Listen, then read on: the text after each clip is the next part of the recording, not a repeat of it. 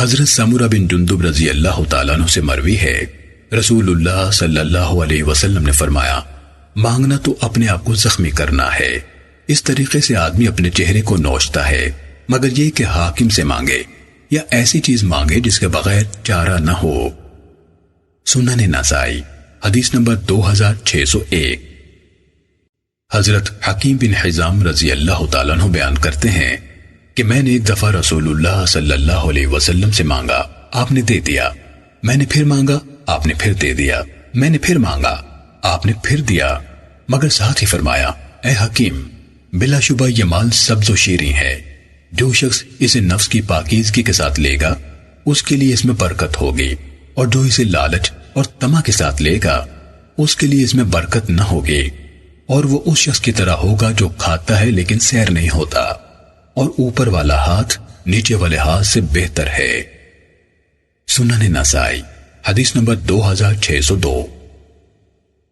حضرت حکیم بن حزام رضی اللہ تعالیٰ عنہ بیان کرتے ہیں کہ میں نے رسول اللہ صلی اللہ علیہ وسلم سے مال مانگا، آپ نے دے دیا۔ میں نے پھر مانگا، آپ نے پھر دے دیا۔ میں نے پھر مانگا، آپ نے پھر دیا، اور فرمایا، اے حکیم، بلا شبہ یہ مال سبز و شیریں ہے، جو شخص اسے قناعت قلب کے ساتھ لے گا اس کے لیے اس میں برکت ہوگی، اور جو شخص اسے دلی طمع و لالچ کے ساتھ لے گا اس کے لیے اس میں برکت نہ ہوگی، اور وہ اس شخص کی طرح ہوگا جو کھاتا ہے مگر سیر نہیں ہوتا، اور اوپر والا ہاتھ نیچے والے ہاتھ سے باہر صورت بہتر ہے۔ سنن نسائی حدیث نمبر 2603۔ حضرت حکیم بن حزام رضی اللہ تعالیٰ عنہ سے مروی ہے کہ میں نے رسول اللہ صلی اللہ علیہ وسلم سے کچھ مانگا، آپ نے دیا۔ میں نے پھر مانگا، آپ نے پھر دیا۔ پھر فرمایا، اے حکیم، بلا شبہ یہ مال شیریں چیز کی طرح اچھا لگتا ہے، لیکن جو شخص اسے بے نیازی سے حاصل کرے گا اس کے لیے اس میں برکت ہوگی، اور جو لالچ کے ساتھ حاصل کرے گا اس کے لیے اس میں برکت نہ ہوگی، اور وہ اس شخص کی طرح ہوگا جو کھاتا ہے مگر سیر نہیں ہوتا، اور اوپر والا ہاتھ نیچے والے ہاتھ سے بہتر ہے۔ میں نے کہا، اے اللہ کے رسول، قسم اس ذات کی جس نے آپ کو حق کے ساتھ بھیجا ہے، میں آپ کے اس فرمان کے بعد کبھی کسی سے کچھ نہ لوں گا حتیٰ کہ میں دنیا چھوڑ جاؤں۔ سنن نسائی حدیث نمبر 2604۔ حضرت عبداللہ بن سعدی مالکی سے منقول ہے کہ مجھے حضرت عمر ابن الخطاب رضی اللہ تعالیٰ عنہ نے صدقہ و زکوٰۃ جمع کرنے پر مقرر فرمایا۔ جب میں اس ذمہ داری سے فارغ ہوا اور میں نے جمع شدہ مال ان کی خدمت میں پیش کیا تو آپ نے مجھے میری خدمت کا معاوضہ دینے کا حکم جاری فرمایا۔ میں نے کہا، میں نے یہ کام اللہ تعالیٰ کی رضامندی کے لیے کیا ہے، اس کا معاوضہ مجھے اللہ تعالیٰ ہی دے گا۔ آپ نے فرمایا، جو میں تمہیں دے رہا ہوں لے لو۔ میں نے بھی رسول اللہ صلی اللہ علیہ وسلم کے دور مبارک میں ایسی خدمت سر انجام دی تھی، اور میں نے بھی آپ سے تیری طرح ہی کہا تھا۔ تو مجھ سے رسول اللہ صلی اللہ علیہ وسلم نے فرمایا، جب تجھے کوئی چیز تیرے مانگے بغیر ملے تو اسے لے لے اور کھا، اور چاہے تو صدقہ کر دے۔ سنن نسائی حدیث نمبر 2605۔ حضرت عبداللہ بن سعدی سے روایت ہے کہ میں علاقہ شام سے حضرت عمر ابن الخطاب رضی اللہ تعالیٰ عنہ کی خدمت میں حاضر ہوا۔ انہوں نے فرمایا، مجھے بتایا گیا ہے کہ تم مسلمانوں کے کام یعنی سرکاری خدمات سر انجام دیتے ہو، اور پھر جب تمہیں معاوضہ دیا جاتا ہے تو تم قبول نہیں کرتے۔ میں نے عرض کیا، جی ہاں، میرے پاس بہت سے گھوڑے اور غلام ہیں، میں مالدار ہوں اور چاہتا ہوں کہ میری تنخواہ مسلمانوں پر صدقہ ہو جائے۔ حضرت عمر رضی اللہ تعالیٰ عنہ نے فرمایا، رسول اللہ صلی اللہ علیہ وسلم کے دور میں نے بھی ایسا ہی کرنا چاہا تھا جس طرح تو نے کرنا چاہا ہے، کہ رسول اللہ صلی اللہ علیہ وسلم مجھے مال وغیرہ یعنی بصورت معاوضہ عطا فرماتے تو میں کہہ دیتا کہ یہ کسی ایسے شخص کو دے دیجئے جو مجھ سے زیادہ ضرورت مند ہو۔ ایک دفعہ آپ نے مجھے کچھ مال عطا فرمایا تو میں نے عرض کیا کہ یہ ایسے شخص کو دے دیں جو مجھ سے زیادہ محتاج ہو، تو آپ نے فرمایا، جو مال تجھے اللہ تعالیٰ تیرے مانگے اور لالچ و طمع کے بغیر دے اسے لے لیا کر، پھر چاہے تو اپنے پاس رکھ، چاہے تو صدقہ کر دے، اور جو مال اس طرح اپنے آپ نہ ملے اس کے پیچھے اپنے آپ کو نہ لگا۔ سنن نسائی حدیث نمبر 2606۔ حضرت عبداللہ بن سعدی نے بتایا کہ میں حضرت عمر ابن الخطاب رضی اللہ تعالیٰ عنہ کے دور خلافت میں ان کے پاس حاضر ہوا تو حضرت عمر رضی اللہ تعالیٰ عنہ نے مجھ سے فرمایا، کیا یہ بات درست ہے کہ تم سرکاری کام کرتے ہو اور جب تمہیں حق الخدمت دیا جاتا ہے تو تم واپس کر دیتے ہو؟ میں نے کہا جی ہاں۔ حضرت عمر رضی اللہ تعالیٰ عنہ فرمانے لگے، تمہارا مقصد کیا ہوتا ہے؟ میں نے کہا میرے پاس بہت سے گھوڑے اور غلام ہے، میں مالدار ہوں، میرے پاس اللہ تعالیٰ کا دیا بہت کچھ ہے، میں چاہتا ہوں کہ میری تنہا مسلمانوں پر صدقہ ہو جائے۔ حضرت عمر رضی اللہ تعالیٰ عنہ نے فرمایا، ایسے نہ کیا کرو، میں نے بھی رسول اللہ صلی اللہ علیہ وسلم کے دور مبارک میں ایسا ہی کرنا چاہا تھا جس طرح تو نے کرنا چاہا ہے۔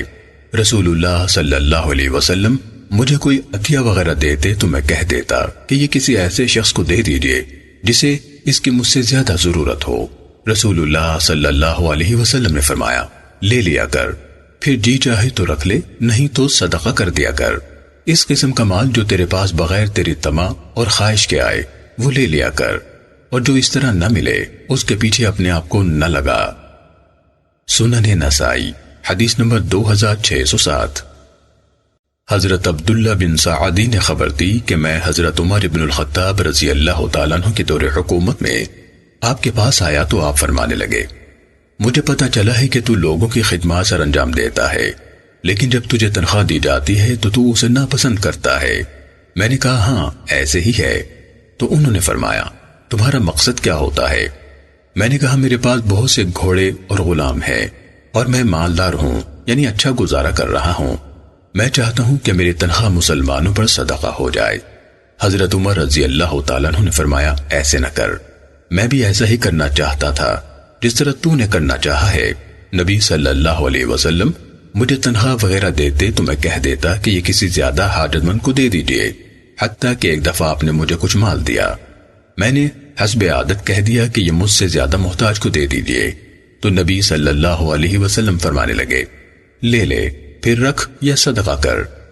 اس قسم کا مال تیرے پاس آئے جبکہ تجھے نہ لالچ ہو اور نہ تو نے مانگا ہو تو وہ لے لیا کر، اور جو خود بخود نہ ملے اس کے پیچھے اپنے آپ کو نہ لگا۔ سنن نسائی حدیث نمبر 2608۔ حضرت عبداللہ بن عمر رضی اللہ تعالیٰ عنہ بیان کرتے ہیں کہ میں نے حضرت عمر رضی اللہ تعالیٰ عنہ کو فرماتے ہوئے سنا کہ نبی صلی اللہ علیہ وسلم مجھے کوئی عطیہ عنایت فرماتے تو میں کہہ دیا کرتا تھا کہ یہ کسی ایسے شخص کو دے دیجئے جسے مجھ سے زیادہ اس کی ضرورت ہو، حتیٰ کہ ایک دفعہ آپ نے مجھے کچھ مال دیا تو میں نے کہہ دیا کسی ایسے شخص کو دے دیجئے جو مجھ سے زیادہ فقیر ہے۔ آپ صلی اللہ علیہ وسلم نے فرمایا، لے لے، اسے استعمال بھی کر اور صدقہ بھی کر، یہ مال اگر تیرے پاس خود بخود آئے تجھے نہ تو اس کی طمع ہو اور نہ تو نے مانگا ہو تو اسے لے لیا کر، اور جو اپنے آپ نہ ملے اس کے پیچھے اپنے آپ کو نہ لگا۔ سنن نسائی حدیث نمبر 2609۔ حضرت عبد المطلب بن ربیعہ بن حارث بن عبد المطلب رضی اللہ عنہم نے بتایا کہ میرے والد ربیعہ بن حارث نے مجھے اور حضرت فضل بن عباس بن عبد المطلب رضی اللہ تعالیٰ عنہ سے کہا کہ تم رسول اللہ صلی اللہ علیہ وسلم کے پاس جاؤ اور آپ سے عرض کرو کہ ہمیں بھی صدقات اکٹھے کرنے کی خدمت پر مقرر فرمائیں۔ ابھی ہم یہ باتیں کر ہی رہے تھے کہ حضرت علی بن ابی طالب رضی اللہ تعالیٰ عنہ تشریف لے آئے اور فرمانے لگے کہ رسول اللہ صلی اللہ علیہ وسلم تم میں سے کسی کو صدقات پر مقرر نہیں فرمائیں گے۔ میں اور فضل بن عباس پھر بھی چل پڑے اور رسول اللہ صلی اللہ علیہ وسلم کے پاس پہنچ کر عرض کیا تو آپ نے فرمایا، یہ زکوٰۃ و صدقات لوگوں کا میل کچیل ہیں، اس لیے یہ حضرت محمد صلی اللہ علیہ وسلم اور آل محمد صلی اللہ علیہ وسلم کے لیے حلال نہیں۔ سنن نسائی حدیث نمبر 2610۔ حضرت شعبہ بیان کرتے ہیں کہ میں نے حضرت ابو ایاس معاویہ بن قرہ سے پوچھا، کیا تم نے حضرت انس بن مالک رضی اللہ تعالیٰ عنہ سے سنا ہے کہ رسول اللہ صلی اللہ علیہ وسلم نے فرمایا کسی قوم کا بھانجا بھی اس قوم میں شامل ہے؟ انہوں نے کہا ہاں۔ سنن نسائی حدیث نمبر 2611۔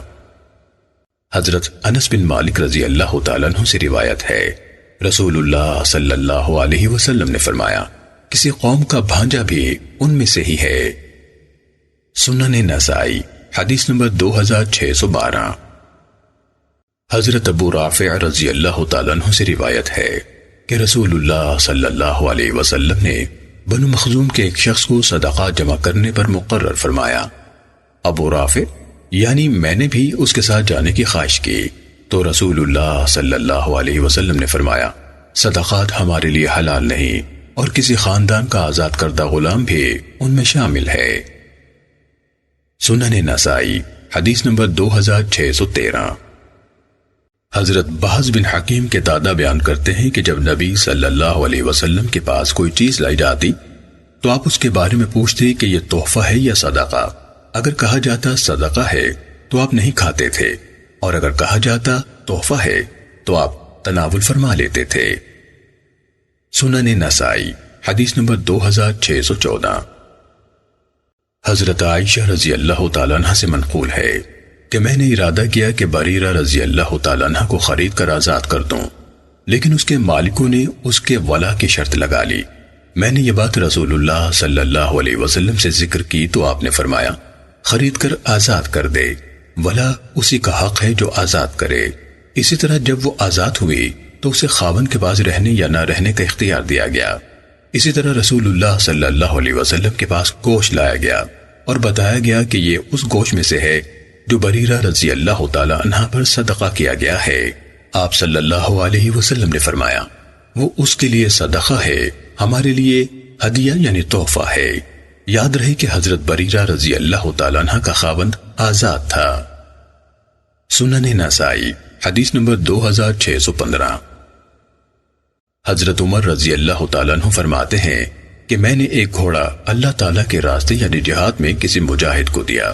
اس نے گھوڑے کی خاطر تواضع نہ کی اور اس کو ضائع یعنی کمزور کر دیا۔ میرا ارادہ ہوا کہ اس سے دوبارہ خرید لوں، میرا خیال تھا کہ وہ سستا ہی بیچ دے گا۔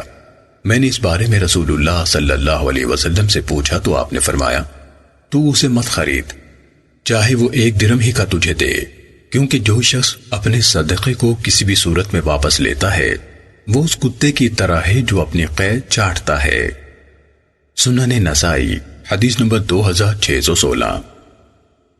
حضرت عمر رضی اللہ تعالیٰ عنہ سے روایت ہے کہ انہوں نے ایک گھوڑا فی سبیل اللہ صدقہ کیا، پھر انہیں پتہ چلا کہ وہ گھوڑا فروخت ہو رہا ہے تو انہوں نے خود ہی خریدنے کا ارادہ کر لیا۔ نبی صلی اللہ علیہ وسلم نے فرمایا اپنے کیے ہوئے صدقے کی واپسی کا خیال بھی نہ کر۔ سنن نسائی حدیث نمبر 2617۔ حضرت عبداللہ بن عمر رضی اللہ تعالیٰ عنہ بیان فرماتے ہیں کہ حضرت عمر رضی اللہ تعالیٰ عنہ نے ایک گھوڑا اللہ تعالیٰ کے راستے میں صدقہ کیا۔ کچھ عرصے کے بعد حضرت عمر رضی اللہ تعالیٰ عنہ نے دیکھا کہ وہ گھوڑا فروخت کیا جا رہا ہے تو انہوں نے ارادہ فرمایا کہ میں ہی اسے خرید لوں۔ پھر وہ رسول اللہ صلی اللہ علیہ وسلم کے پاس حاضر ہوئے اور اس بارے میں آپ سے مشورہ طلب کیا تو رسول اللہ صلی اللہ علیہ وسلم نے فرمایا اپنا کیا ہوا صدقہ دوبارہ نہ لے۔ سنن نسائی حدیث نمبر 2618۔ حضرت ابو ہریرہ رضی اللہ تعالیٰ عنہ بیان کرتے ہیں کہ رسول اللہ صلی اللہ علیہ وسلم نے لوگوں کو خطبہ ارشاد فرمایا اور کہا یقیناً اللہ تعالیٰ نے تم پر حج فرض کیا ہے۔ ایک آدمی کہنے لگا ہر سال؟ آپ خاموش رہے حتیٰ کہ اس نے 3 دفعہ یہ سوال دہرایا۔ آپ صلی اللہ علیہ وسلم نے فرمایا اگر میں ہاں کہہ دیتا تو ہر سال واجب ہو جاتا، اور اگر ہر سال واجب ہو جاتا تو تم اسے ادا نہ کر سکتے۔ جب تک میں تمہیں چھوڑے رہوں تم بھی مجھے چھوڑے رہا کرو۔ تم سے پہلے کے لوگ اپنے انبیاء سے اختلاف کرنے اور زیادہ سوالات کرنے کی وجہ سے ہی ہلاک ہوئے۔ جب میں تمہیں کسی کام کا حکم دوں تو اپنی طاقت کے مطابق اس کی پابندی کرو، اور جب تمہیں کسی چیز سے روک دوں تو اسے چھوڑ دو۔ سنن نسائی حدیث نمبر 2620۔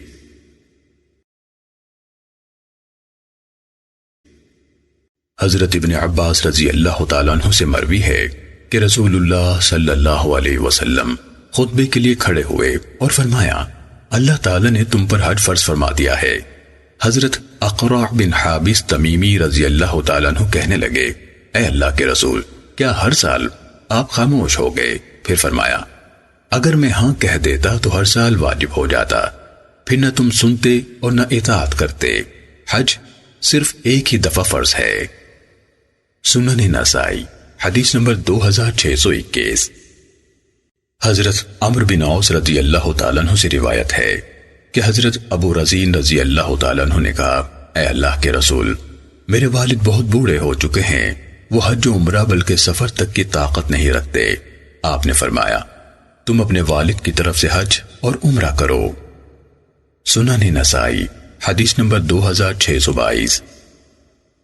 حضرت ابو ہریرہ رضی اللہ تعالیٰ عنہ سے روایت ہے، رسول اللہ صلی اللہ علیہ وسلم نے فرمایا، حج مبرور کا بدلہ جنت کے سوا کچھ نہیں، اور ایک عمرہ دوسرے عمرے تک کے درمیانی گناہوں کا کفارہ بن جاتا ہے۔ سنن نسائی حدیث نمبر 2623۔ حضرت ابو ہریرہ رضی اللہ تعالیٰ عنہ سے منقول ہے، نبی صلی اللہ علیہ وسلم نے فرمایا، حج مبرور کا ثواب صرف جنت ہے۔ باقی روایت تقریباً سابقہ روایتی کی طرح ہے، مگر اس روایت میں فرق صرف یہ ہے کہ آپ نے فرمایا، ایک عمرہ دوسرے عمرے تک کے درمیانی گناہوں کو ختم کر دیتا ہے۔ سنن نسائی حدیث نمبر 2624۔ حضرت ابو ہریرہ رضی اللہ تعالیٰ عنہ بیان کرتے ہیں کہ ایک آدمی نے نبی صلی اللہ علیہ وسلم سے پوچھا، اے اللہ کے رسول، کون سا عمل سب سے افضل ہے؟ آپ نے فرمایا، اللہ تعالیٰ پر ایمان۔ اس نے کہا، پھر کون سا؟ آپ نے فرمایا، اللہ تعالیٰ کے راستے میں جہاد۔ اس نے پوچھا، پھر کون سا؟ آپ صلی اللہ علیہ وسلم نے فرمایا، پھر حج مبرور۔ سنن نسائی حدیث نمبر 2625۔ حضرت ابو ہریرہ رضی اللہ تعالیٰ عنہ سے مروی ہے، رسول اللہ صلی اللہ علیہ وسلم نے فرمایا، 3 شخص اللہ تعالیٰ کے خصوصی مہمان ہیں، جہاد کو جانے والا، حج کے لیے سفر کرنے والا اور عمرے کو جانے والا۔ سنن نسائی حدیث نمبر 2626۔ حضرت ابو ہریرہ رضی اللہ تعالیٰ عنہ سے مروی ہے، رسول اللہ صلی اللہ علیہ وسلم نے فرمایا، بوڑھے، بچے، کمزور اور عورت کا جہاد حج اور عمرہ کرنا ہے۔ سنن نسائی حدیث نمبر 2627۔ حضرت ابو ہریرہ رضی اللہ تعالیٰ عنہ سے روایت ہے، رسول اللہ صلی اللہ علیہ وسلم نے فرمایا، جس نے اس گھر یعنی بیت اللہ کا حج کیا اور اس دوران میں کوئی شہوانی بات کی، نہ فسق یعنی کبیرہ گناہ کا ارتکاب کیا، وہ گناہوں سے اس طرح پاک صاف ہو کر پلٹتا ہے جیسے اس دن تھا جب اسے اس کی ماں نے جنا تھا۔ سنن نسائی حدیث نمبر 2628۔ ام المومنین حضرت عائشہ رضی اللہ تعالیٰ عنہ فرماتی ہیں کہ میں نے گزارش کی، اے اللہ کے رسول، کیا ہم عورتیں بھی آپ کے ساتھ جہاد کے لیے نہ جائے کریں؟ کیونکہ میں تو قرآن مجید میں کوئی عمل جہاد سے افضل نہیں پاتی۔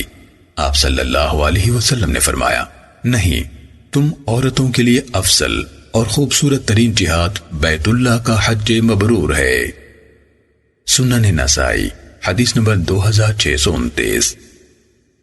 حضرت ابو ہریرہ رضی اللہ تعالیٰ عنہ سے روایت ہے، رسول اللہ صلی اللہ علیہ وسلم نے فرمایا، ایک عمرہ دوسرے عمرے تک کے درمیانی گناہوں کے لیے کفارہ بن جاتا ہے، اور حج مبرور کی تو جنت کے سوا کوئی جزا ہی نہیں۔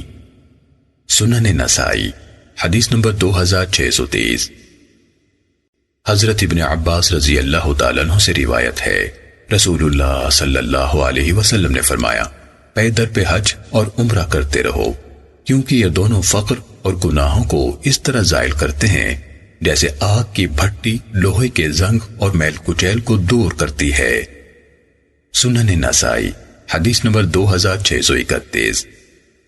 حضرت عبداللہ رضی اللہ تعالیٰ عنہ سے مروی ہے، رسول اللہ صلی اللہ علیہ وسلم نے فرمایا، حج اور عمرہ مسلسل کرتے رہو، یقیناً یہ فقر اور گناہوں کو اس طرح زائل کر دیتے ہیں جس طرح آگ کی بھٹی لوہے، سونے اور چاندی کے میل کچیل کو زائل کر دیتی ہے، اور حج مبرور کا ثواب تو جنت سے کم نہیں۔ سنن نسائی حدیث نمبر 2632۔ حضرت ابن عباس رضی اللہ تعالیٰ عنہ سے مروی ہے کہ ایک عورت نے حج کی نظر مانی تھی، لیکن وہ حج کیے بغیر فوت ہو گئی۔ اس کا بھائی نبی صلی اللہ علیہ وسلم کے پاس حاضر ہوا اور اس بارے میں پوچھنے لگا۔ آپ نے فرمایا، تیرا کیا خیال ہے کہ اگر تیری بہن کے ذمہ قرض ہوتا تو کیا تو اسے ادا کرتا؟ اس نے عرض کیا کہ جی ہاں۔ آپ صلی اللہ علیہ وسلم نے فرمایا، اللہ کا قرض بھی ادا کرو، کیونکہ اللہ تعالیٰ زیادہ حق رکھتا ہے کہ اس کا قرض ادا کیا جائے۔ سنن نسائی حدیث نمبر 2633۔ حضرت ابن عباس رضی اللہ تعالیٰ عنہ بیان کرتے ہیں کہ ایک عورت نے حضرت سنان بن سلمہ جوہنی رضی اللہ تعالیٰ عنہ سے کہا، رسول اللہ صلی اللہ علیہ وسلم سے پوچھیں کہ اس کی ماں فرض حج کیے بغیر فوت ہو گئی ہے، اگر وہ عورت اپنی ماں کی طرف سے حج کر لے تو وہ اسے کفایت کر جائے گا؟ آپ نے فرمایا ہاں، اگر اس کی ماں کے ذمہ قرض ہوتا اور وہ عورت اس کی طرف سے ادا کر دیتی تو کیا اسے کفایت نہ کرتا؟ اسے چاہیے کہ وہ اپنی ماں کی طرف سے حج کرے۔ سنن نسائی حدیث نمبر 2634۔ حضرت ابن عباس رضی اللہ تعالیٰ عنہ سے روایت ہے کہ ایک عورت نے نبی صلی اللہ علیہ وسلم سے اپنے والد کے بارے میں پوچھا جو فرض حج کیے بغیر فوت ہو گیا تھا۔ آپ صلی اللہ علیہ وسلم نے فرمایا تو اپنے والد کی طرف سے حج کر لے۔ سنن نسائی حدیث نمبر 2635۔ حضرت ابن عباس رضی اللہ تعالیٰ عنہ سے روایت ہے کہ بنو خثعم قبیلے کی ایک عورت نے مزدلفہ کی صبح رسول اللہ صلی اللہ علیہ وسلم سے پوچھا، اے اللہ کے رسول، اللہ تعالیٰ کی طرف سے لوگوں پر فرض کیے گئے حج نے میرے والد کو اس حال میں پایا ہے کہ وہ انتہائی بوڑھے ہیں، سواری پر بھی نہیں بیٹھ سکتے، تو کیا میں ان کی طرف سے حج کر سکتی ہوں؟ آپ صلی اللہ علیہ وسلم نے فرمایا ہاں۔ سنن نسائی حدیث نمبر 2636۔ حضرت ابن عباس رضی اللہ تعالیٰ عنہ سے ایک دوسری سند سے سابقہ حدیث کی مثل روایت آئی ہے۔ سنن نسائی حدیث نمبر 2637۔ حضرت ابو رزین اقیلی رضی اللہ تعالیٰ عنہ بیان کرتے ہیں کہ میں نے کہا، اے اللہ کے رسول، میرے والد بہت بوڑھے ہو چکے ہیں، حج و عمرہ بلکہ سفر بھی نہیں کر سکتے۔ آپ نے فرمایا تم اپنے والد کی طرف سے حج اور عمرہ کرو۔ سنن نسائی حدیث نمبر 2638۔ حضرت ابن عباس رضی اللہ تعالیٰ عنہ سے منقول ہے کہ ایک آدمی نے کہا، اے اللہ کے رسول، میرے والد حج کے بغیر فوت ہو گئے ہیں، تو کیا میں ان کی طرف سے حج کر سکتا ہوں؟ آپ نے فرمایا بتاؤ، اگر تمہارے والد پر قرض ہوتا تو کیا تم اسے ادا کرتے؟ اس نے کہا جی ہاں۔ آپ صلی اللہ علیہ وسلم نے فرمایا تو اللہ کا قرض ادائیگی کا زیادہ حقدار ہے۔ سنن نسائی حدیث نمبر 2640۔ حضرت ابن عباس رضی اللہ تعالیٰ عنہ سے روایت ہے، ایک آدمی نے نبی صلی اللہ علیہ وسلم سے پوچھا کہ میرے باپ پر حج فرض ہے، مگر وہ انتہائی بوڑھے ہیں، سواری پر نہیں بیٹھ سکتے، اور اگر میں انہیں پالان پر باندھ دوں تو خطرہ ہے کہ وہ مر جائیں گے، تو کیا میں ان کی طرف سے حج کر سکتا ہوں؟ فرمایا بتاؤ، اگر اس پر قرض ہوتا اور تم ادا کرتے تو کیا اسے کفایت کرتا؟ اس نے کہا جی ہاں۔ آپ صلی اللہ علیہ وسلم نے فرمایا پھر تم اپنے باپ کی طرف سے حج بھی کرو۔ سنن نسائی حدیث نمبر 2641۔ حضرت عبداللہ بن عباس رضی اللہ تعالیٰ عنہ بیان کرتے ہیں کہ میرے بھائی فضل بن عباس رضی اللہ تعالیٰ عنہ رسول اللہ صلی اللہ علیہ وسلم کے پیچھے اونٹنی پر سوار تھے کہ خثعم قبیلے کی ایک عورت آ کر آپ سے مسئلہ پوچھنے لگی۔ فضل اسے دیکھنے لگے اور وہ انہیں دیکھنے لگی۔ رسول اللہ صلی اللہ علیہ وسلم نے فضل کا چہرہ دوسری طرف پھیر دیا۔ وہ عورت کہنے لگی، اے اللہ کے رسول، اللہ تعالیٰ کے فریضہ حج نے جو اس نے اپنے بندوں پر عائد کیا ہے میرے والد کو بہت بڑھاپے کی حالت میں پایا ہے، وہ سواری پر بیٹھ بھی نہیں سکتے، تو کیا میں ان کی طرف سے حج کر سکتی ہوں؟ آپ نے فرمایا ہاں۔ ابن عباس رضی اللہ تعالیٰ عنہ نے فرمایا یہ حجۃ الوداع کی بات ہے۔ سنن نسائی حدیث نمبر 2642۔ حضرت ابن عباس رضی اللہ تعالیٰ عنہ نے خبر دی کہ حجۃ الوداع میں خثعم قبیلے کی ایک عورت نے رسول اللہ صلی اللہ علیہ وسلم سے مسئلہ پوچھا۔ حضرت فضل بن عباس رضی اللہ تعالیٰ عنہ آپ کے پیچھے سواری پر بیٹھے تھے۔ وہ کہنے لگے، اے اللہ کے رسول، اللہ تعالیٰ کے اپنے بندوں پر فریضہ حج نے میرے والد کو بہت بڑھاپے کی حالت میں پایا ہے، وہ سواری پر بیٹھ بھی نہیں سکتے، اگر میں ان کی طرف سے حج کروں تو کیا ان کی طرف سے کفایت ہو جائے گا؟ رسول اللہ صلی اللہ علیہ وسلم نے فرمایا ہاں۔ فضل بن عباس رضی اللہ تعالیٰ عنہ اس عورت کو دیکھنے لگے کیونکہ وہ خوش شکل تھی۔ رسول اللہ صلی اللہ علیہ وسلم نے فضل کا چہرہ پکڑ کر دوسری طرف پھیر دیا۔ سنن نسائی حدیث نمبر 2643۔ حضرت فضل بن عباس رضی اللہ تعالیٰ عنہ سے روایت ہے کہ میں حجۃ الوداع میں رسول اللہ صلی اللہ علیہ وسلم کی سواری پر آپ کے پیچھے بیٹھا تھا کہ ایک آدمی آیا اور کہنے لگا، اے اللہ کے رسول، میری والدہ بہت زیادہ بوڑھی ہیں، اگر میں انہیں اٹھا کر سواری پر بٹھا دوں تو وہ بیٹھ نہیں سکیں گی، اور اگر میں انہیں پالان کے ساتھ باندھ دوں تو خطرہ ہے کہ وہ مر جائیں گی۔ رسول اللہ صلی اللہ علیہ وسلم نے فرمایا، تو بتا، اگر تیری والدہ کے ذمہ قرض ہوتا تو کیا تو ادا کرتا؟ اس نے کہا، جی ہاں۔ آپ نے فرمایا، پھر اپنی ماں کی طرف سے تو حج بھی کر لے۔ سنن نسائی حدیث نمبر 2644۔ حضرت ابن عباس رضی اللہ تعالیٰ عنہ سے روایت ہے کہ ایک عورت نے اپنا بچہ رسول اللہ صلی اللہ علیہ وسلم کی طرف ہاتھوں پر بلند کیا اور کہنے لگی، اے اللہ کے رسول، کیا اس کا بھی حج ہے؟ آپ نے فرمایا، ہاں، اور ثواب تجھے ملے گا۔ سنن نسائی حدیث نمبر 2646۔ حضرت ابن عباس رضی اللہ تعالیٰ عنہ بیان کرتے ہیں کہ ایک عورت نے اپنا بچہ ہودج سے اٹھایا اور رسول اللہ صلی اللہ علیہ وسلم کو دکھا کر آپ سے کہنے لگی، اے اللہ کے رسول، کیا اس کا بھی حج ہوگا؟ آپ صلی اللہ علیہ وسلم نے فرمایا، ہاں، اور ثواب تجھے ملے گا۔ سنن نسائی حدیث نمبر 2647۔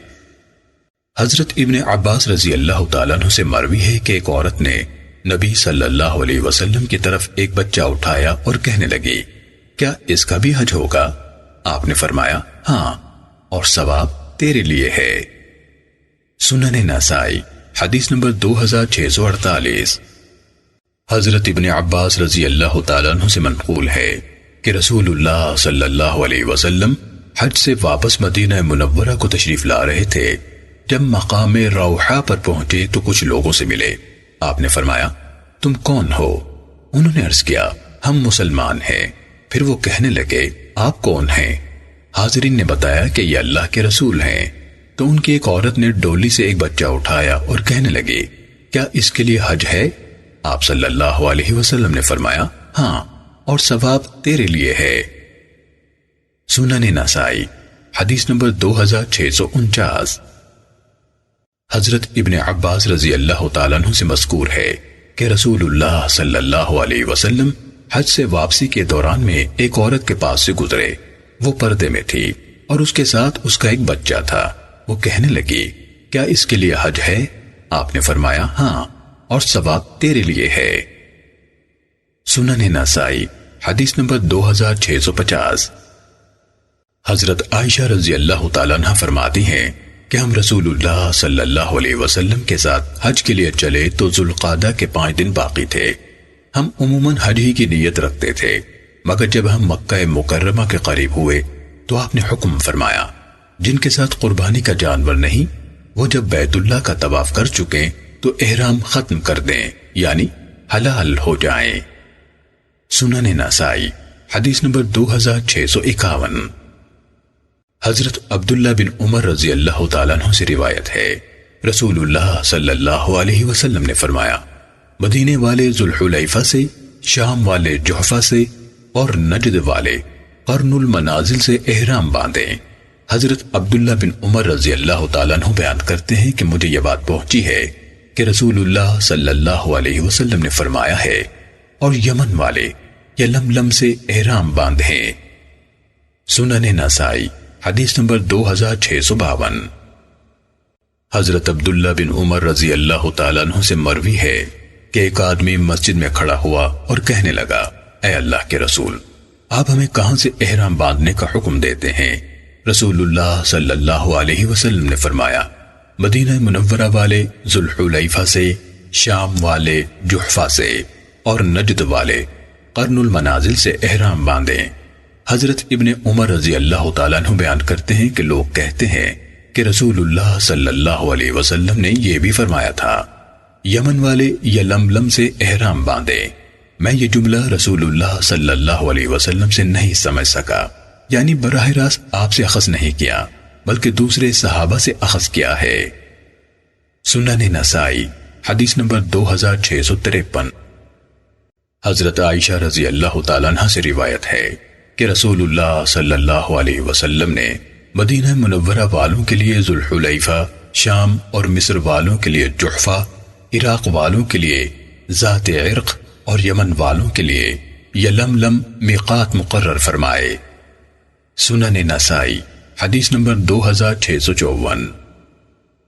حضرت ابن عباس رضی اللہ تعالیٰ عنہ سے روایت ہے کہ رسول اللہ صلی اللہ علیہ وسلم نے مدینہ منورہ والوں کے لیے ذوالحلیفہ، شام والوں کے لیے جحفہ، نجد والوں کے لیے قرن منازل اور یمن والوں کے لیے یلملم میقات مقرر فرمائے۔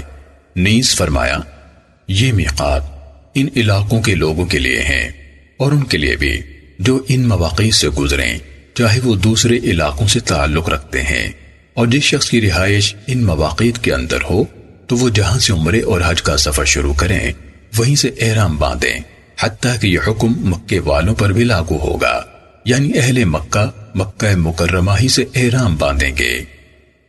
سنن نسائی حدیث نمبر 2655۔ حضرت ابن عمر رضی اللہ تعالیٰ عنہ سے منقول ہے کہ نبی صلی اللہ علیہ وسلم نے فرمایا مدینے والے ذوالحلیفہ سے، شام والے جحفہ سے اور نجد والے قرن المنازل سے احرام باندھیں، اور مجھے بتایا گیا ہے میں نے خود نہیں سنا کہ آپ نے فرمایا تھا یمن والے یلملم سے احرام باندھیں۔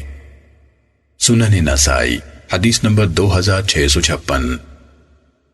حضرت عائشہ رضی اللہ تعالیٰ عنہ فرماتی ہیں کہ رسول اللہ صلی اللہ علیہ وسلم نے مدینہ منورہ والوں کے لیے ذوالحلیفہ، شام اور مصر والوں کے لیے جحفہ، عراق والوں کے لیے ذات عرق، نجد والوں کے لیے قرن اور یمن والوں کے لیے یلملم کو میقات مقرر فرمایا ہے۔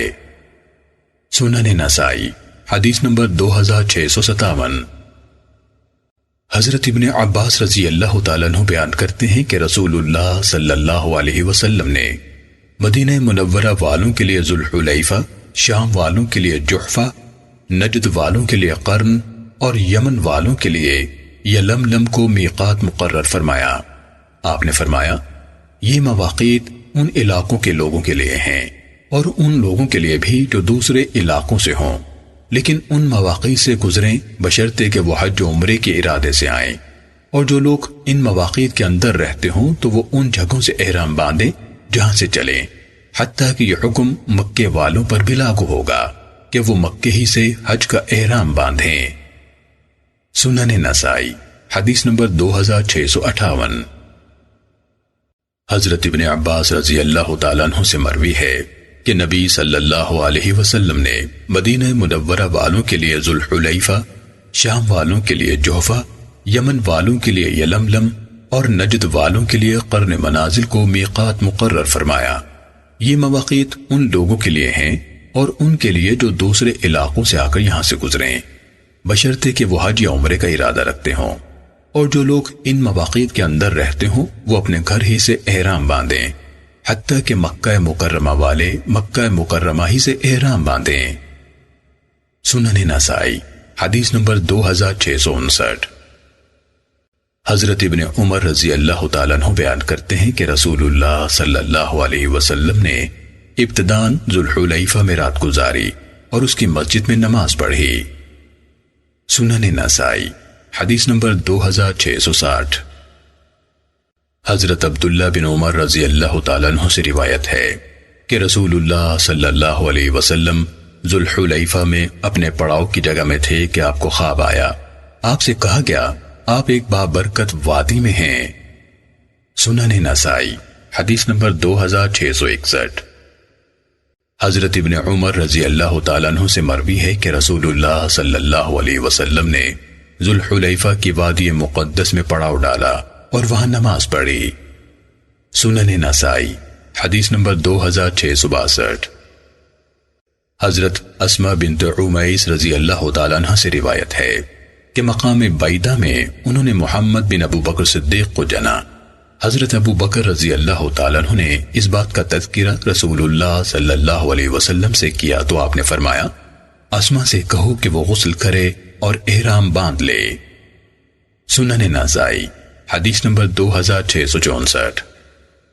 حضرت ابو بکر رضی اللہ تعالیٰ عنہ سے روایت ہے کہ وہ حجۃ الوداع کے موقع پر رسول اللہ صلی اللہ علیہ وسلم کے ساتھ حج کے لیے نکلے۔ ان کے ساتھ ان کی بیوی اسما بنت عمیس رضی اللہ تعالیٰ عنہ بھی تھی، جن کا تعلق خثعم قبیلے سے تھا۔ جب وہ ذوالحلیفہ میں تھے تو اسما نے محمد بن ابو بکر کو جنم دیا۔ یہ دیکھ کر ابو بکر نبی صلی اللہ علیہ وسلم کے پاس آئے اور صورتحال سے مطلع کیا۔ رسول اللہ صلی اللہ علیہ وسلم نے حکم دیا کہ اسما سے کہو وہ غسل کرے، پھر حج کا احرام باندھ لے، اور جو کچھ لوگ کریں وہ بھی کرتی رہے، مگر بیت اللہ کا طواف نہ کرے۔ سنن نسائی حدیث نمبر 2665۔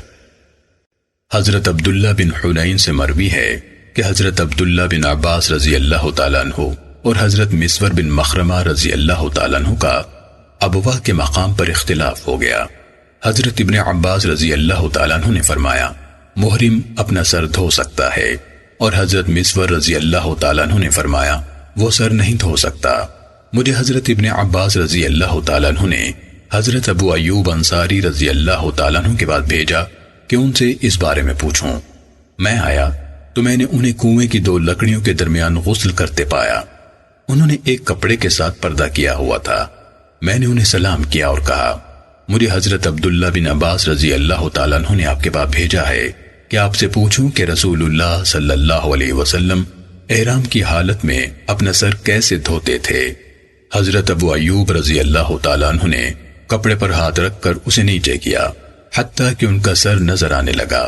پھر اس شخص سے کہنے لگے جو ان کے سر پر پانی بہا رہا تھا پانی بہاؤ۔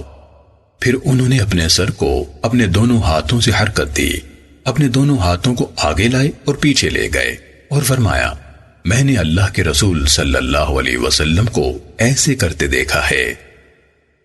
سنن نسائی حدیث نمبر 2666۔ حضرت ابن عمر رضی اللہ تعالیٰ عنہ بیان کرتے ہیں کہ رسول اللہ صلی اللہ علیہ وسلم نے منع فرمایا کہ محرم زعفران یا ورس سے رنگے ہوئے کپڑے پہنے۔ سنن نسائی حدیث نمبر 2667۔ حضرت ابن عمر رضی اللہ تعالیٰ عنہ بیان کرتے ہیں کہ رسول اللہ صلی اللہ علیہ وسلم سے پوچھا گیا محرم کون سے کپڑے پہن سکتا ہے؟ آپ نے فرمایا وہ قمیص، برانڈی یعنی ٹوپی دار کرتا، شلوار، پگڑی، ایسا کپڑا جسے ورس یا زعفران لگا ہو، اور موزے نہیں پہن سکتا مگر یہ کہ اس کے پاس جوتے نہ ہوں تو وہ موزے پہن لے، مگر انہیں ٹخنوں سے نیچے کاٹ کر جوتوں کی طرح بنا لے۔ سنن نسائی حدیث نمبر 2668۔ حضرت یعلا بن امیہ رضی اللہ تعالیٰ عنہ سے منقول ہے کہ میں نے کہا کاش میں رسول اللہ صلی اللہ علیہ وسلم کو نزول وحی کی حالت میں دیکھوں۔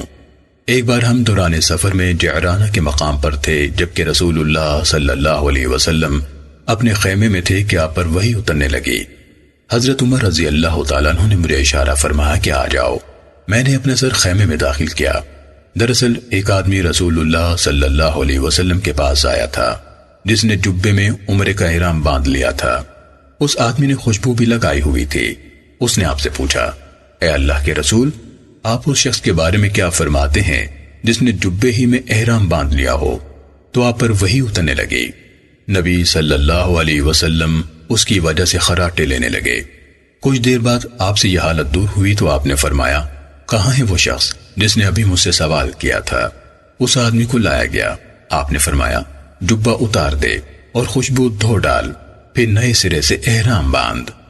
ابو عبد الرحمن یعنی امام نسائی رحمہ اللہ بیان کرتے ہیں کہ ثم احدث احراما، یعنی پھر نئے سرے سے احرام باندھ، کہ الفاظ میرے علم کے مطابق نوح بن حبیب کے علاوہ کسی راوی نے بیان نہیں کیے، اس لیے میں ان الفاظ کو محفوظ نہیں سمجھتا۔ واللہ سبحانہ وتعالی اعلم۔ سنن نسائی حدیث نمبر 2669۔ حضرت عبداللہ بن عمر رضی اللہ تعالیٰ عنہ سے منقول ہے کہ ایک آدمی نے رسول اللہ صلی اللہ علیہ وسلم سے پوچھا محرم کون سے کپڑے پہن سکتا ہے؟ رسول اللہ صلی اللہ علیہ وسلم نے فرمایا قمیص، پگڑی، پاجامہ یعنی شلوار ٹوپی دار کرتا یعنی برانڈی اور موزے نہ پہنے۔ ہاں اگر اس کے پاس جوتے نہ ہوں تو چمڑے کے موزے پہن سکتا ہے، مگر انہیں ٹخنوں کے نیچے سے کاٹ لے، اور ایسے کپڑے نہ پہنو جنہیں زعفران یا ورس لگی ہوئی ہو۔ سنن نسائی حدیث نمبر 2670۔ حضرت ابن عمر رضی اللہ تعالیٰ عنہ سے مروی ہے کہ ایک آدمی نے کہا، اے اللہ کے رسول، جب ہم احرام باندھیں تو ہم کون سے کپڑے پہنے؟ آپ نے فرمایا، قمیض، پگڑی، شلوار اور موزے نہ پہنو، مگر یہ کہ کسی کے پاس جوتے نہ ہوں تو وہ موزوں کو ٹخنوں سے نیچے کاٹ لے۔ مگر یہ کہ کسی کے پاس جوتے نہ ہوں تو وہ موزوں کو ٹخنوں سے نیچے کاٹ لے، اور ایسے کپڑے نہ پہنو جن کو ورس یا زعفران لگی ہوئی ہو۔ سنن نسائی حدیث نمبر 2671۔ حضرت ابن عباس رضی اللہ تعالیٰ عنہ بیان کرتے ہیں کہ میں نے نبی صلی اللہ علیہ وسلم کو خطبہ دیتے سنا۔ آپ فرما رہے تھے، جس شخص کے پاس تہبند نہ ہو وہ شلوار پہن سکتا ہے، اور جس کے پاس جوتے نہ ہو وہ موزے پہن سکتا ہے۔ سنن نسائی حدیث نمبر 2672۔ حضرت ابن عباس رضی اللہ تعالیٰ عنہ بیان کرتے ہیں کہ میں نے رسول اللہ صلی اللہ علیہ وسلم کو فرماتے ہوئے سنا، جس شخص یعنی محرم کے پاس تہبند نہ ہو وہ شلوار پہن سکتا ہے، اور جس شخص کے پاس جوتے نہ ہو وہ موزے پہن سکتا ہے۔ سنن نسائی حدیث نمبر 2673۔ حضرت ابن عمر رضی اللہ تعالیٰ عنہ بیان کرتے ہیں کہ ایک آدمی کھڑا ہو کر کہنے لگا، اے اللہ کے رسول، احرام کی حالت میں آپ ہمیں کن کپڑوں کے پہننے کا حکم دیتے ہیں؟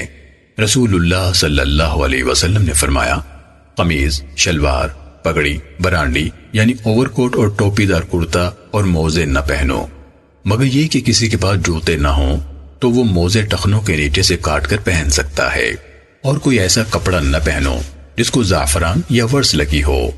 نیز محرم عورت نہ نقاب باندھے اور نہ دستانے پہنے۔ سنن نسائی حدیث نمبر 2674۔ حضرت عبداللہ بن عمر رضی اللہ تعالیٰ عنہ سے روایت ہے کہ ایک آدمی نے رسول اللہ صلی اللہ علیہ وسلم سے پوچھا، محرم کون سے کپڑے پہن سکتا ہے؟ رسول اللہ صلی اللہ علیہ وسلم نے فرمایا، قمیض، پگڑی، شلوار یعنی پجامہ وغیرہ، ٹوپی دار کرتا اور موزے نہ پہنو۔ ہاں اگر کسی کے پاس جوتے نہ ہوں تو وہ موزوں کو ٹخنوں سے نیچے کاٹ کر پہن لے، اور کوئی ایسا کپڑا نہ پہنو جسے زعفران یا ورس لگی ہو۔ سنن نسائی حدیث نمبر 2675۔ حضرت ابن عمر رضی اللہ تعالیٰ عنہ سے روایت ہے کہ ایک آدمی نے رسول اللہ صلی اللہ علیہ وسلم سے پوچھا کہ جب ہم احرام باندھیں تو کون سے کپڑے پہنے؟ آپ نے فرمایا، قمیض، شلوار، پگڑی، برانڈی یعنی ٹوپی دار کرتا اور موزے نہ پہنو، مگر یہ کہ کسی کے پاس جوتے نہ ہوں تو ٹخنوں سے نیچے موزے پہن لے یعنی اوپر سے کاٹ دے، اور کوئی ایسا کپڑا نہ پہنو جسے ورس یا زعفران لگی ہو۔ سنن نسائی حدیث نمبر 2676۔ حضرت ابن عمر رضی اللہ تعالیٰ عنہ سے مروی ہے کہ ایک آدمی نے بلند آواز سے نبی صلی اللہ علیہ وسلم کو پکارا اور کہا، جب ہم احرام باندھیں تو کون سے کپڑے پہنے؟ آپ نے فرمایا، قمیض، پگڑی، شلوار، برانڈی اور موزے نہ پہن۔ ہاں اگر تمہیں جوتے نہ ملے تو موزوں کو ٹخنوں سے نیچے نیچے پہن لو یعنی اوپر سے کاٹ دو۔ سنن نسائی حدیث نمبر 2677۔ حضرت ابن عمر رضی اللہ تعالیٰ عنہ فرماتے ہیں کہ ایک آدمی نے نبی صلی اللہ علیہ وسلم کو بلند آواز سے پکارا اور کہا، جب ہم احرام باندھیں تو کیا پہنے؟ آپ نے فرمایا، قمیض، پگڑی، برانڈی یعنی ٹوپی دار کرتا، شلوار یعنی پجامہ وغیرہ، اور موزے نہ پہنو الا یہ کہ جوتے نہ ہوں۔ ایسی صورت میں ٹخنوں سے نیچے موزے پہنے جا سکتے ہیں، اور کوئی ایسا کپڑا بھی نہ پہنو جو ورس یا زعفران سے رنگا ہوا ہو۔ سنن نسائی حدیث نمبر 2678۔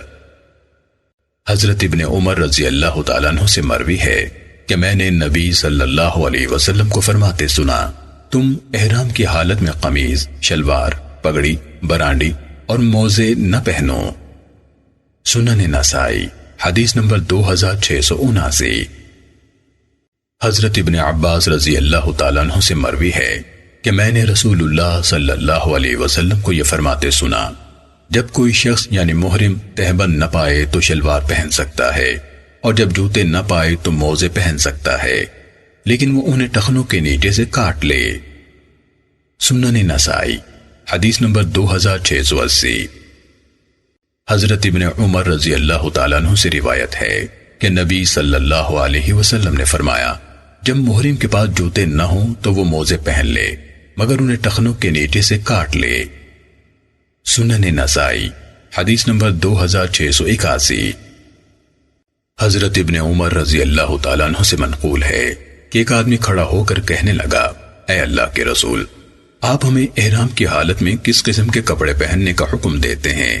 رسول اللہ صلی اللہ علیہ وسلم نے فرمایا، تم قمیض، شلوار اور موزے نہ پہنو، مگر کسی آدمی کے پاس جوتے نہ ہوں تو وہ ٹخنوں سے نیچے موزے پہن لے اور ٹخنوں سے اوپر والا حصہ کاٹ دے، اور کوئی ایسا کپڑا نہ پہنے جسے زعفران یا ورس لگی ہو۔ محرم عورت نقاب نہ باندھے اور دستانے بھی نہ پہنے۔ سنن نسائی حدیث نمبر 2682۔ ام المومنین حضرت حفصہ رضی اللہ تعالیٰ عنہ فرماتی ہیں کہ میں نے نبی صلی اللہ علیہ وسلم سے عرض کی، اے اللہ کے رسول، کیا وجہ ہے کہ لوگ احرام سے حلال ہو گئے ہیں مگر آپ عمرہ کر کے حلال نہیں ہوئے؟ آپ صلی اللہ علیہ وسلم نے فرمایا، میں نے اپنے سر کے بالوں کو گون سے چپکایا ہے اور قربانی کے جانور کو قلادہ یعنی ہار پہنا دیا ہے، اس لیے میں حلال نہیں ہو سکتا حتیٰ کہ حج سے حلال ہو جاؤں۔ سنن نسائی حدیث نمبر 2683۔ حضرت ابن عمر رضی اللہ تعالیٰ عنہ بیان کرتے ہیں کہ میں نے رسول اللہ صلی اللہ علیہ وسلم کو تلبید کی حالت میں لبیک پکارتے دیکھا۔ سنن نسائی حدیث نمبر 2684۔ حضرت عائشہ رضی اللہ تعالیٰ عنہ فرماتی ہیں کہ میں نے رسول اللہ صلی اللہ علیہ وسلم کو اپنے ہاتھوں سے خوشبو لگائی آپ کے احرام کے وقت، جب آپ نے احرام کا ارادہ فرمایا، اور حلال ہونے یعنی احرام کھولنے کے وقت، یعنی خوشبو لگائی پہلے اس سے کہ آپ مکمل حلال ہوں۔ سنن نسائی حدیث نمبر 2685۔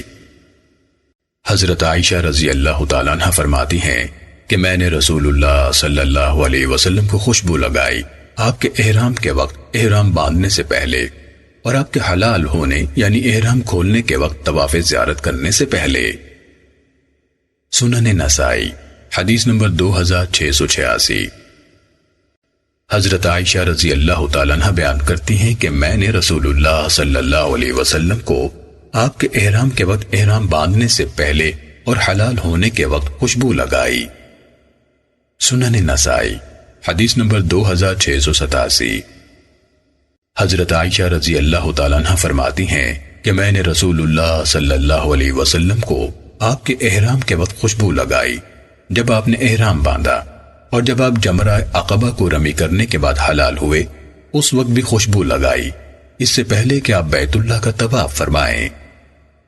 سنن نسائی حدیث نمبر 2688۔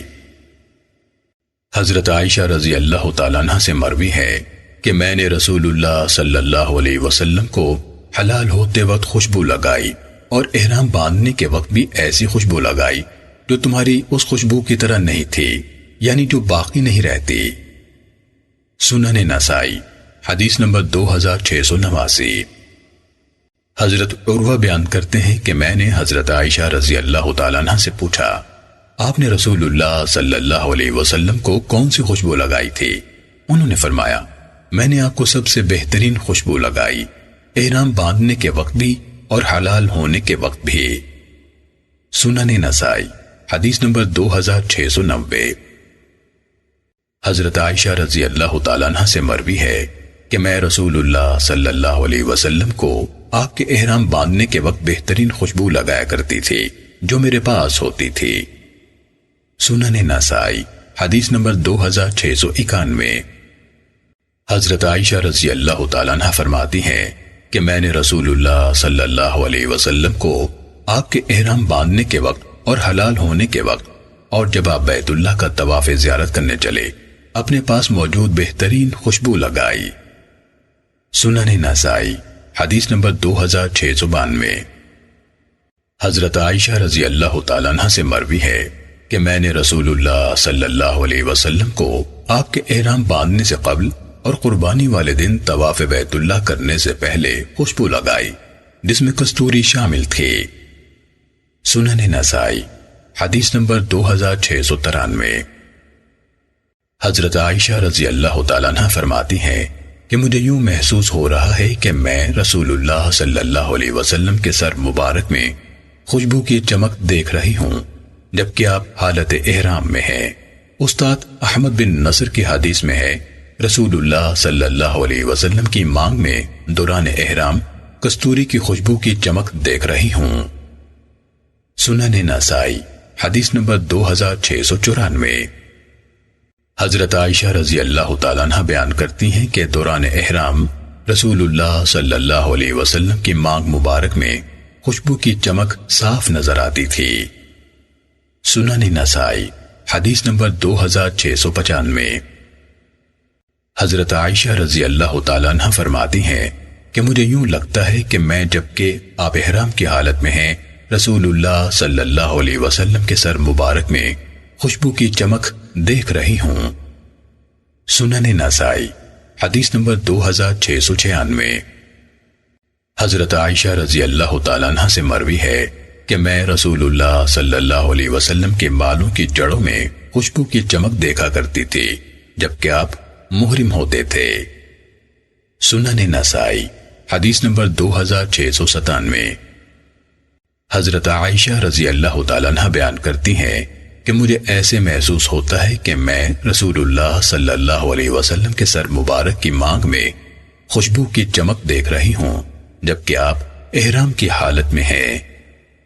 سنن نسائی حدیث نمبر 2698۔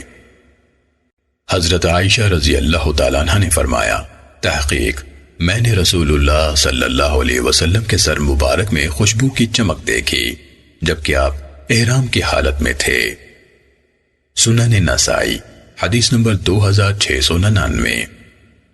حضرت عائشہ رضی اللہ تعالیٰ عنہ فرماتی ہیں گویا کہ میں رسول اللہ صلی اللہ علیہ وسلم کی مانگ مبارک میں خوشبو کی چمک دیکھ رہی ہوں جبکہ آپ لبیک پکار رہے تھے۔ سنن نسائی حدیث نمبر 2700۔